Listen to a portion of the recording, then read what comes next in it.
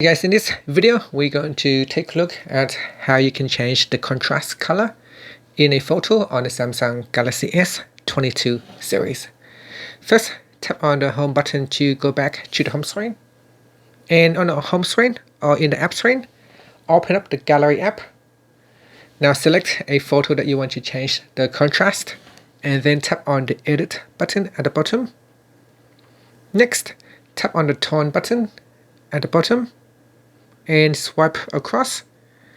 Now select contrast, and at the bottom here, drag on the slider bar to the right hand side, to the left hand side to change the contrast in a photo.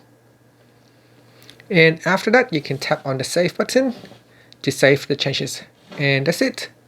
Finally, you can tap on the home button to go back to the home screen. Thank you for watching this video. Please subscribe to my channel for more videos.